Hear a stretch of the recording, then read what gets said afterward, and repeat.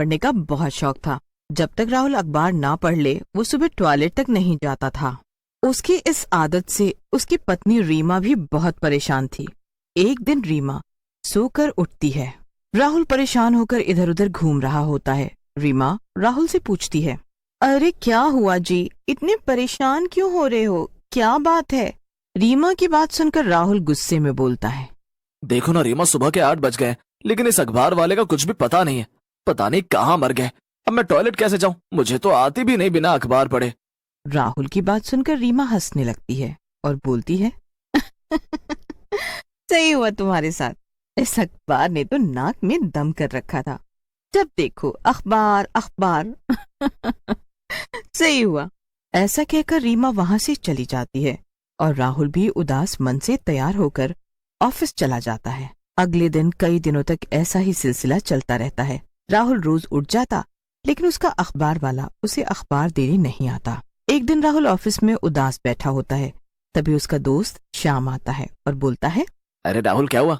बड़े बेचैन से दिख रहे हो। सब ठीक तो है ना? रीमा भाभी ठीक है ना? श्याम की बात सुनकर राहुल उसे सारी बात बताता है, जिसे सुनकर श्याम हंसने लगता है और बोलता है, बस इतनी सी बात, मैं कहूँ पता नहीं क्या हो गया। राहुल, तुम मेरे अखबार वाले से अखबार ले लो, मैं उसे बोल दूंगा कल से वो रोज तुम्हारे यहाँ अखबार डाल दिया करेगा। ऐसा कहकर श्याम वहां से चला जाता है। अगली सुबह राहुल बेचैनी से अखबार आने का इंतजार करने लगता है। तभी उसके दरवाजे पर जोर से टकराने की आवाज आती है। राहुल जल्दी से दरवाजा खोलता है। उसके सामने अखबार पड़ी होती है। अरे वाह, मजा आ गया। शाम ही मेरा सच्चा दोस्त है। एक बार में ही मेरी अखबार की समस्या ठीक करवा दी। उसके बाद से राहुल को रोज सुबह अखबार मिलने लग जाती है। राहुल बहुत ही खुश होता है। एक दिन रात के 3 बजे उसके दरवाजे पर जोर से आवाज होती है। राहुल घबराकर उठ जाता है। इतनी सुबह सुबह कौन आया है? ऐसा लग रहा है जैसे दरवाजे पर किसी ने बम मारा हो फेंक कर। राहुल डरते डरते दरवाजा खोलता है, लेकिन सामने अखबार पड़ी देखकर हंसने लगता है। राहुल हंसते हंसते अखबार का बंडल खोलता है, लेकिन जैसे ही बंडल खुलता है, डर की वजह से उसकी आंखें फटी की फटी रह जाती हैं। बंडल के अंदर किसी इंसान की उंगलियां होती हैं। राहुल चिल्लाते हुए अखबार फेंक देता है। रीमा, रीमा जल्दी से बाहर आओ। देखो पता नहीं क्या क्या निकला है इसमें से, इस बंडल में से। राहुल की चीख सुनकर सीमा भी बाहर निकल कर आती है और अखबार के अंदर इंसानी हाथ देखकर डर जाती है। राहुल, ये तो इंसान के हाथों की उंगलियां हैं। हमें पुलिस को बताना चाहिए। पता नहीं कौन कर रहा है ये सब। नहीं नहीं रीमा, हम ऐसा नहीं कर सकते। अगर पुलिस को बताया तो वो बात का पतंगड़ बना देगी और हम दोनों को भी परेशान करेगी। ऐसा कहकर राहुल और रीमा अखबार को उंगलियों समेत अपने घर के पीछे बहने वाले नाले में फेंक देते हैं और जाकर सो जाते हैं। और जब राहुल की आंख खुलती है और वो दरवाजा खोलता है, तो वहां एक नया अखबार पड़ा होता है। अरे ये अखबार कहाँ से आया? मेरा तो सर चकरा रहा है, पता नहीं क्या हो रहा है। ऐसा कहकर राहुल अखबार उठाता है और तैयार होकर ऑफिस चला जाता है। उसी रात राहुल और रीमा जब सो रहे होते हैं, तभी दरवाजे पर जोर से आवाज आती है। राहुल और रीमा उठ जाते हैं। रीमा राहुल से कहती है, तुम रुको राहुल, मैं बाहर जाकर देखती हूँ क्या मामला है। ऐसा कहकर रीमा दरवाजा खोल देती है। वहां खून से सना एक अखबार पड़ा होता है। रीमा रोड पर निकल जाती है, लेकिन उसे कोई नहीं दिखाई देता। तब तक राहुल भी आ जाता है। राहुल बहुत ही ज्यादा घबरा जाता है। ये सब क्या हो रहा है रीमा? मुझे बहुत घबराहट हो रही है, मैं क्या करूं? संभालते हुए बोलती है, तुम घबराओ मत राहुल, मैं हूं ना तुम्हारे साथ। ये जो कोई भी है, तुम तक पहुंचने से पहले इसे मुझसे निपटना होगा। फिर रीमा और राहुल अंदर चले जाते हैं। अगली रात रीमा घर के बाहर ही छुपकर बैठ जाती है और अखबार वाले का इंतजार करने लगती है। रात के 2 बजे उसे एक परछाई दिखाई देती है। रीमा चौकन्नी होकर बैठ लगता है ये वही है जो ऐसी हरकतें कर रही है। देखती हूँ क्या करता है ये।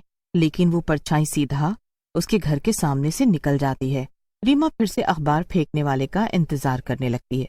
तभी एक औरत उसे आती हुई दिखती है। अरे इतनी रात को ये औरत यहाँ क्या कर रही है? इतनी सुनसान रात में ये औरत, वो भी अकेली। औरत रीमा के घर के सामने रुकती है और अखबार फेंकती है और रीमा की तरफ घूम जाती है। रीमा औरत की शक्ल देखकर बेहोश हो जाती है और जब उसे होश आता है तो वो अपने घर के अंदर होती है। राहुल रीमा से पूछता है, क्या हुआ रीमा? तुमने ऐसा क्या देख लिया जो तुम्हारी ये हालत हो गई? राहुल, मैंने एक चुड़ैल को देखा। वो अखबार वाली कोई और नहीं बल्कि एक चुड़ैल है। लेकिन राहुल को रीमा की बात पर यकीन नहीं होता और वो रीमा से कहता है, नहीं नहीं रीमा, लगता है तुम्हें कोई भ्रम हुआ है। वो कोई इंसान ही होगा जो हम लोगों को परेशान कर रहा है। भूत प्रेत कुछ नहीं होते, तुम घबराओ मत। ऐसा कहकर राहुल ऑफिस के लिए निकल जाता है। पर इस राहुल को मैं कैसे समझाऊं? वो सचमुच एक चुड़ैल है। मेरी आंखें धोखा नहीं खा सकती। उसकी वो भयंकर डरावनी आंखें। मुझे राहुल को यकीन दिलाने के लिए कुछ करना होगा। रीमा उसी दिन दरवाजे के आसपास कैमरे लगवा देती है ताकि उस चुड़ैल को कैमरे में देखा जा सके और वो रात में फिर से घर के बाहर छिप जाती है। रात में चुड़ैल रोज की तरह वहां आती है और खूनी अखबार को फेंक कर चली जाती है। ये चुड़ैल आज कैमरे में जरूर आ गई होगी। अब राहुल से सबूत के साथ बात करूंगी मैं। रीमा कैमरे की रिकॉर्डिंग निकालती है और राहुल के साथ बैठकर देखने लग जाती है। कैमरे में चुड़ैल दिखने लगती है। ये देखकर राहुल बोलता है, ये तो सचमुच में चुड़ैल है, लेकिन ये यहाँ क्यों आ रही है? फिर राहुल और रीमा पूरी रिकॉर्डिंग देखते हैं। रिकॉर्डिंग में चुड़ैल के जाने के बाद एक लड़की आती है जो उनके घर पर दोबारा से अखबार डालकर जाती है। अरे, चुड़ैल के जाने के बाद ये कौन सी लड़की है जो यहाँ अखबार डालकर जा रही है? पता नहीं क्या हो रहा है ये सब। राहुल ऑफिस में गुस्से से जाता है और ऑफिस के चपरासी रामू से पूछता है, अरे रामू भैया, श्याम ऑफिस आया है क्या? वो आया तो बोलना मुझसे मिलेगा। अरे राहुल सर, श्याम तो पिछले कई दिनों से ऑफिस नहीं आ रहे, हमें कुछ पता नहीं उनके बारे में। रामू की बात सुनकर राहुल हैरान हो जाता है और घबराते हुए ऑफिस से निकलकर सीधा श्याम के घर चला जाता है। लेकिन श्याम के घर पर भी ताला लगा होता है। अरे श्याम के घर पर भी ताला लगा है? श्याम कहाँ चला गया आखिर? कुछ समझ नहीं आ रहा है, हो क्या रहा है? तभी श्याम का पड़ोसी ललन राहुल को देखकर बोलता है, अरे भैया, यहाँ क्या कर रहे हो? श्याम भैया को मरे हुए तो 15 दिन हो गए, आप किससे मिलने आए हो? ललन की बात सुनकर राहुल पसीना पसीना हो जाता है और घर की ओर चला जाता है।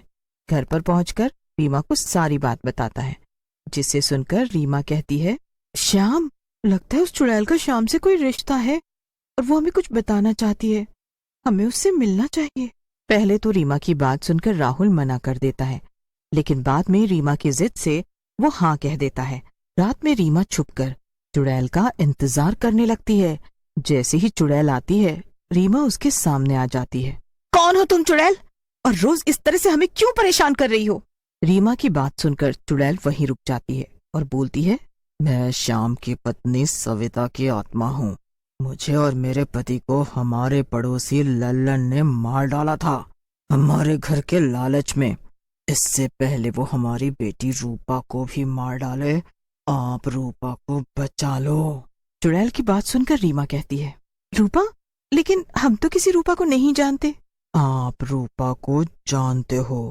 रूपा वही लड़की है जो आपको कैमरे में अखबार डालती हुई दिखी थी।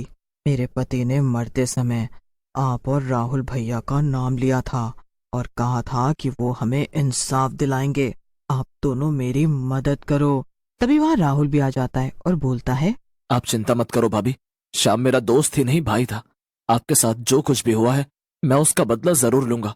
और रूपा की चिंता मत करो, आज से वो